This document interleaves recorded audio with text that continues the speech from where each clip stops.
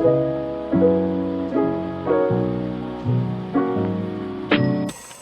to the Uncomplicated Perimenopause podcast. I'm Kate Grosvenor, your friendly perimenopause expert and life coach. And I'm Gabriella, Kate's daughter, representing all the women who are nowhere near perimenopause but want to understand it better. Whether you're just starting your perimenopause journey, deep into it, or you're a loved one trying to support someone who is, we've got you covered. We'll be answering all of your burning questions, exploring the ups and downs, and sharing expert advice and personal insights. So grab a cup of tea, get comfy, and let's dive into the wonderful, sometimes wild, world of perimenopause together. And remember, no matter where you are on your journey, you are not alone. Welcome to the Uncomplicated Perimenopause. Hello, my darlings, and welcome to episode 3, season 2, obviously, clearly, of the Uncomplicated Perimenopause podcast. I'm Kate Grosvenor, perimenopause expert and life coach. And I'm Gabriella Grosvenor, Kate's daughter, still learning with you all. Yeah, I feel like I'm learning at the moment. Brain fog is fogging. How are you, my lovely? You're laughing. I was laughing at you this today because you're literally dressed up like Santa, aren't you? Yeah. I'm wearing, whoever's watching on YouTube, you can see, but if not, I'm wearing a big fluffy Santa-like jumper, red jumper. Yeah, and then your big black Slippers, yeah. So you did actually walk in like Santa. I was like doing all the berries today. I was feeling very, very autumnal rather than winter. And you walked in like Santa, which was Christmas is in 2 weeks. I know, but we haven't really done much decorations yet, have we? No, but I am so organised with my Christmas gifts that I feel ready. Everything has arrived. Everyone's gifts are here. Better than expected. Sorted. And I'm literally backwards this year. I'm normally like on it, and I'm just not. Yeah, the thing is, right? We need to have a discussion. I think with a family kind of agreement next year, because I always feel like I can't do the decorations until Rowan's home from uni, and she's late this year. And Jenna's going to be. And yeah, so I feel like we need to make an agreement next year that I'm allowed to do decorations when people are not here. But then both your youngest kids are not going to be here. You're going to decorate. Yeah, but I feel like, at some point they're not going to be home until like Christmas Eve. Like, are you with me? And I can't keep delaying Christmas until they show up. Well, I heard that's what Germans do. They put the Christmas tree up Christmas Eve. And it gets taken down 26th. Yeah, well, but the thing is, I'm not German, and I'd actually like to put my Christmas tree up at the 1st of December. So when are we doing it this year? Today's the 10th. Yeah, I know. It's like, I want to put my Christmas tree up. I think Scott's going to do it today for me. Yeah, we need to speak about that. Oh, no, we don't. We do. No. Why? What do we need to speak about? Jen and I decided there's going to be a democracy when it comes to where the Christmas tree is going. It's not a dictatorship. Yeah, we don't like where you want to put it. It doesn't make sense. It does, because you need to get to. Okay, this is right. If we're going to discuss this on air, okay, fine. Let's have a discussion. I'm ready. Okay, this is going to. But people listening to this are going to think our house is very, very odd by what I'm about to say. They probably already do. Okay, Rowan needs access to her harp. Yeah. So if we move the grand piano to a different direction, more in the middle, block off access to the other piano. And this is going to sound weird to everybody listening. Or put it the other side of the room, where no instruments have to be moved, which is your original plan. Yes, which is why we moved furniture. But the kittens are going to they're going to be literally wrecking the They will, even no matter where it is. They're kittens. Democracy. That's not a democracy. That's no, because we were supposed to move it yesterday. That's a rebellion. That's not a democracy. Okay, we'll see. Anyway, Christmas talk over. Yes, but this question does have something to do with Christmas, actually. So it's quite good that we tied it all in together. Not planned. Okay, hit me with the question. So Becky from our Facebook group. Hello, Becky from our Facebook group. From the UK. Okay. Says, I love your podcast. I only discovered it last week, and since then, I've been catching up with the episodes. Oh, nice. I think a great topic to discuss would be surviving the stress and overwhelming time of the Christmas and holiday period. I don't know if I'm qualified to answer this. Not after what you just heard. Whilst in perimenopause and raising teenage daughters, it's a tough time. It does. Yes. Am I qualified after you've rebelled against me? I haven't done anything for Christmas. I'm feeling really overwhelmed. I get it. Okay, that's the question. Yeah. Okay. I feel spectacularly underqualified. No. Well, first of all, thank you for your lovely message, Becky, and for binge watching the episodes. That's fab. I'm very thrilled that you've done that and found us. Right. Okay.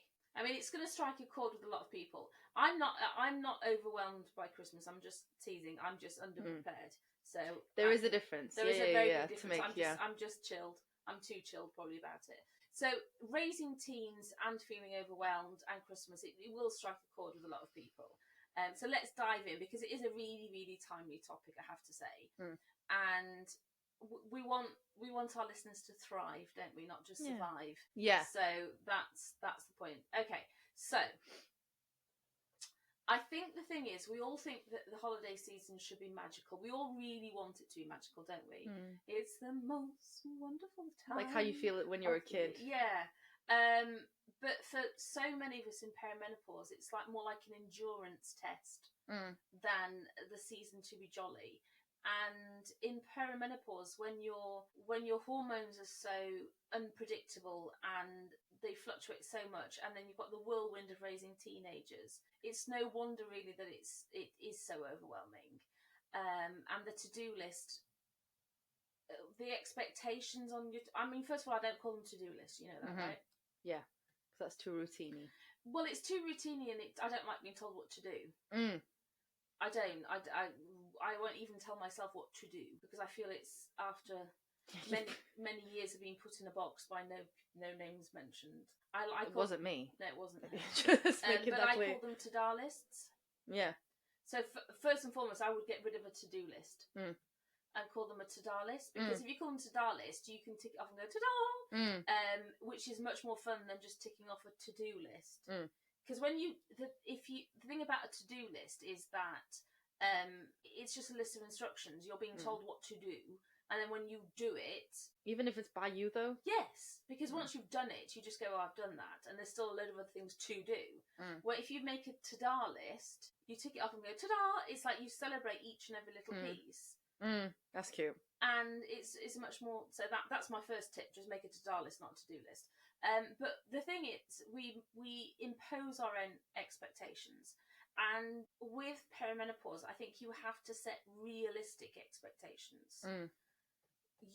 I don't want you to think that you're the walking wounded, or you're not well, or there's something wrong with you if you're in perimenopause. But you have to bear in mind your energy is lower than normal. Your patience is thinner than it would normally be, and you're tired, you're fatigued. So you have to just bear that in mind when you're setting your expectations. You're not ill, you're not sick.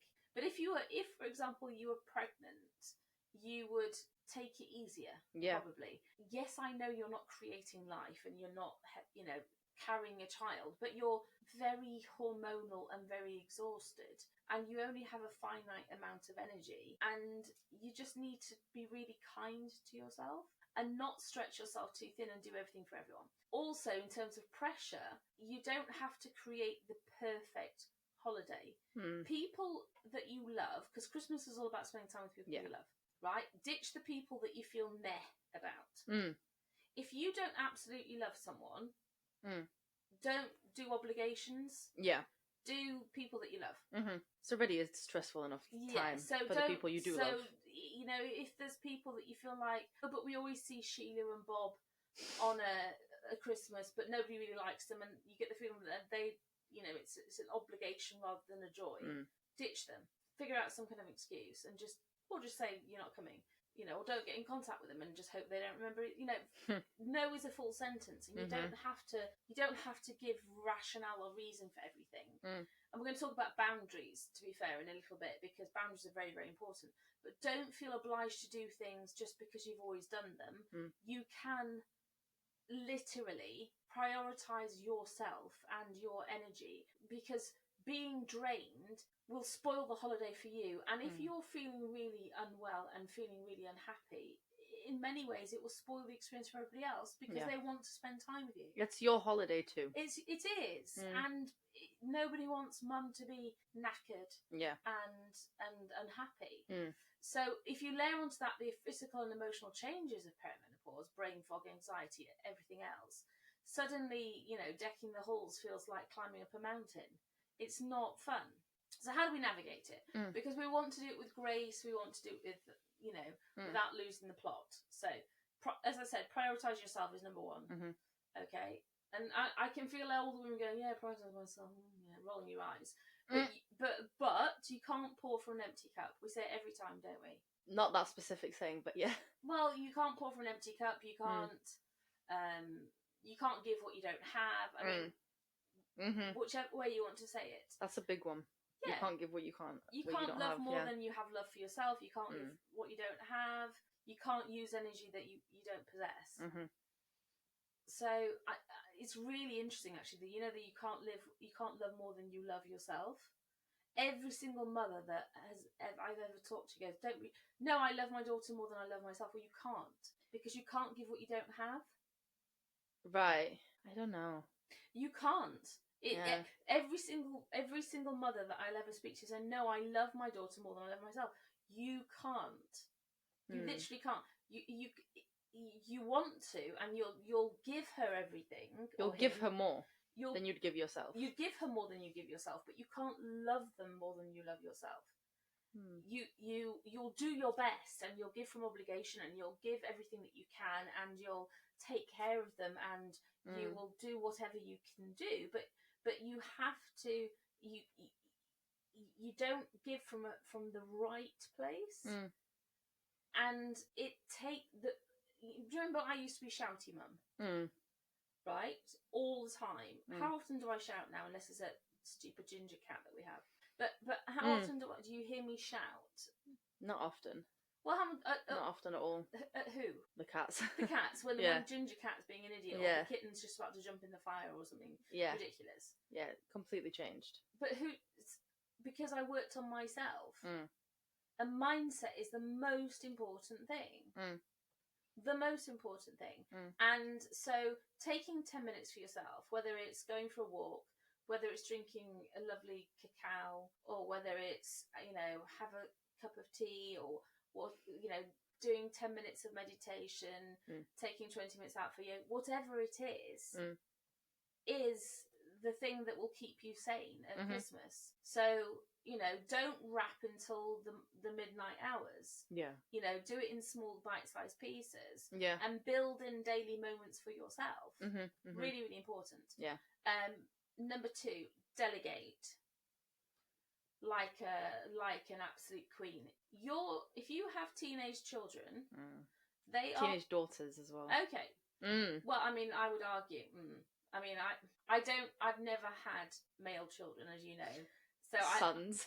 I don't know what sons are like, so I wouldn't want to say I wouldn't delegate to sons. But teenage girls can help. They should have responsibilities. They should learn how to make mince pies. They should be able to wrap presents. They should be able to. Do any of your daughters know how to make mince pies? I don't. Really? No. Oh, well, I'm teaching you this year. That's that. But you when the girls were little, your younger sisters, you always helped me wrap stockings. It was non-negotiable, because I'm not wrapping. How many stockings have I got to this year? 6? Yeah. I'm not doing that on my own. And one of them is a boy this year. Because your French cousin's coming over. So I'm not wrapping 6 Christmas stockings. Because I've got you 3, and then your 2 stepsisters, and your French cousins. We had a great time last year, though, when we had to do 5 of them. Put on Made in Chelsea. I took one person's stocking, you took another's. Brilliant. It was a great time. Me and you had a great bonding session. Lovely. Loved that. We binge watched our favourite show, and it was just a good time. It was. And it was productive. Absolutely. Put the fire on, sat in front of an open fire. Everyone else was not allowed in the room. We kind of extended the time a little bit of what we said we were wrapping. Oh yeah, Jenna's going to watch this. No, we didn't. It was telling Porkies. Yes. But no, you can delegate. Things like, okay, this is going to make me sound like really But if you've got silverware to clean or crystal glasses to polish, you can get that done in advance. Napkins to iron, candles, because the candles to do in the candle sets, whatever it is, however you do your Christmas. Okay, you can get prepared in advance, make a list, and delegate. Yeah, you've got to free your energy up for more meaningful things. You do not have to do it all. Yeah, and you have a team. Yes. Partner, kids. And if you get the kids involved, everyone takes ownership of it. Everybody enjoys it more. I really think you do.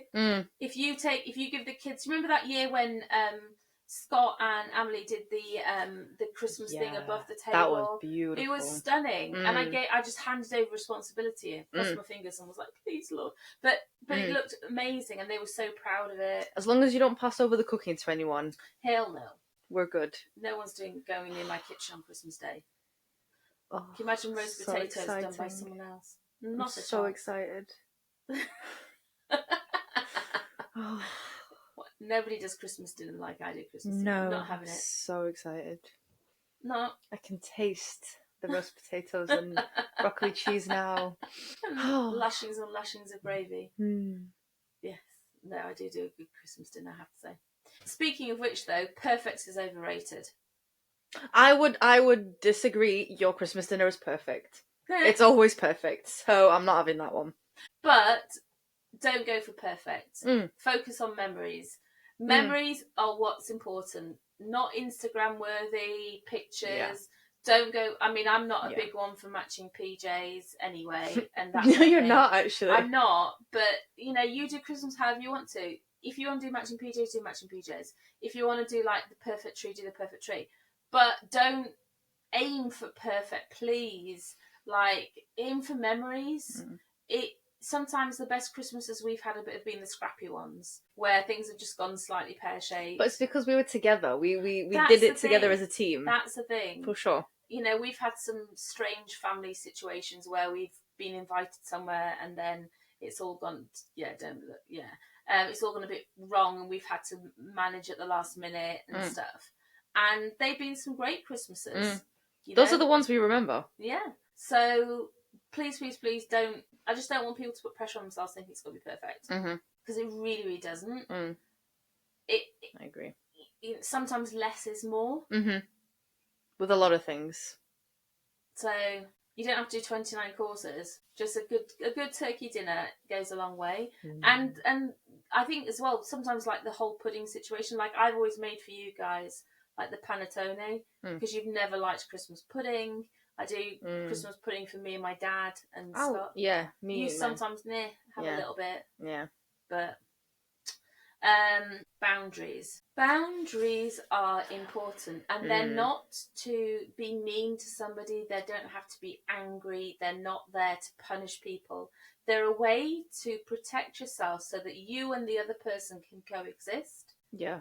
I can imagine as well around Christmas you invite extended family, in-laws. Yes, and you have There do need to be boundaries. There do need to be boundaries because saying no to extra commitments and managing the expectations of extended family is really important, because if it doesn't bring you joy, you need to let it go.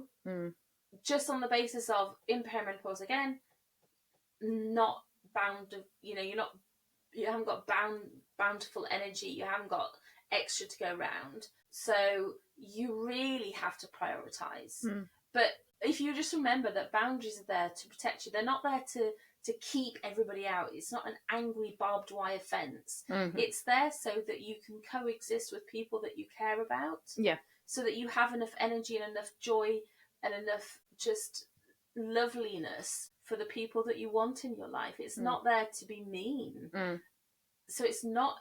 Boundaries are not aggressive. They're actually lovely and peaceful. But they're there just to rebound the people. Do you like a Patronus charm in Harry Potter? They're always lovely does and rabbits and gorgeous creatures. They're not snakes and aggressive monsters. Snakes? No, but they're not, though, are they? They're always beautiful creatures. They're like rabbits and deer and stuff like that. The ones you look in the woods and go, oh. And that's what a boundary should be. It should be this protective, beautiful woodland creature that's there to look after you and it's gorgeous. But it keeps out the dementors. So that's what a boundary is. It's something gorgeous and kind and lovely. Yeah. But it's not going to. It stops you from something that sucks you dry of energy. Okay. And the last one, and this is a big one, and it's a perfect segue I'm going to use to say something really, really exciting. Mindset. Your mindset matters. Your mindset is the most important thing. If you go into Christmas thinking this is a shit show, this is gonna bleed me dry, I can't. If you go into this holiday period thinking I can't cope, it's gonna be too much for me. I don't know how I'm gonna do this. This is gonna beat me. I just don't have enough. You'll go in there with this like panic mentality. And you kind of freeze up and you start to procrastinate. And then when you procrastinate, procrastination is always your brain's reaction to overwhelm. So as soon as you start to feel overwhelmed, your brain just goes freeze, and then you don't get anything done. And then as soon as that happens, the list gets bigger and bigger and bigger and bigger, and you're sat there kind of like almost like in your mind opening and closing browser tabs. Yeah. And next thing you know, it's getting further and further towards Christmas, and you're staying awake, and you feel anxious at night time because you think, I haven't done any of this. And as always, the kind of onus is on the woman. You know, very rarely does the man organise Christmas. I mean, most men show up and go, "Oh, what have we got the kids?" Yeah. You know, it's not like a lot of them don't know. I hate to say... Yeah, the dads are just as surprised as the kids are on Christmas Day with the presents. A lot of them, not all of them, but for many of them they are. Yeah. So, I can tell you about something really exciting. As we're going to release this, I think this episode, is it the 10th that we release this? I think it would be. Let me just check my supersonic watch. Yes, it will be the 10th. So, on December the 19th, I am hosting a Mindset Mastery Masterclass. And it's designed to help you, the listener, approach life and the holidays. And it's online. Yeah. So, I mean, the reason that we're doing it's completely free. I'm just giving back at the end of the year, basically. It's designed to help you go into the holiday season and into 2025 with a very calm, focus, and empowered mindset. So, I'm going to be sharing tools that everyone can use immediately. So, it's going to help you reframe stress. It's going to help anyone that wants to. It's online. You can watch on catch up as well. But if you can join live, you can ask me questions because it's going to be on Zoom. It's going to help you cultivate resilience, and it's going to be a really wonderful way to just prepare yourself mentally and emotionally for the season. So if it's an open invitation to anybody that wants to come. I'm doing it, as I said, completely free. It's giving back at the end of the year. Will you put the link in the show I'll notes? put the link in the show notes. So anybody literally that wants to join is very, very welcome. I'm looking forward to that as well. I know, obviously I'm going, but I'm really excited for that one. Yeah, it's good. I think we all need it for... Yeah, it's going to be lovely. It's going to be online. It'll be a couple of hours, and it's just going to be a great way to go into the end of the year and into the holiday season. So if you're feeling overwhelmed, or if you just want to feel more grounded and present, I just invite anyone to come and join me. I say completely free. It's an hour or two, that will just transform the way that you approach the holidays, and it's and the new year. Yeah, and you deserve to start the new year with clarity, with strength. Just feeling like you're more on top of it. So. I hope that helps, Becky. It's just remember that the holidays are about connection. They're about love. They're about togetherness, not perfection. Yeah. And you have to make the Christmas season work for you rather than the other way around. Yeah. And obviously, sign up for the masterclass, because that will be your secret weapon. Yeah. But yes, just don't get caught up in creating the perfect Christmas, because it's just not worth it. It really isn't. The more relaxed you are, the more wonderful the Christmas will feel. Rather than trying to create the perfect experience, at which point you'll get tense and then the whole household gets tense. So I hope that helps, really. was a perfect question for this time of year. Yeah, it was a lovely one, Becky. Thank you, darling. Hope we've answered it for you. Yeah, so as always, if you have any questions, as Becky did, put the question inside the group, or you can WhatsApp us. The WhatsApp number will be underneath the show notes, and you're welcome to WhatsApp us if you want to send it in anonymously, or if you just fancy WhatsApping us if you're listening to this on Spotify or Apple Podcasts or YouTube or God knows what else it goes all over the place, doesn't it? So yeah, we hope you enjoy listening to this podcast, and we're getting towards the end of 2024, and You've only had a whole year to... I know, my brain's just like, what are we doing? This has been a fast year. Quick, right? Very. I feel like this year in particular, whoa. Yeah, I know. My 50th. It's just That was 7 months ago. I know. Zoom. Crazy. Great. I don't know why I've got to repeat every word. I'm going to go before I start going off on squirrels. All right, my darlings, have a beautiful week. Thank you so much for listening, as always. Take care of yourselves, speak kindly to yourselves, and we will speak to you soon. Bye.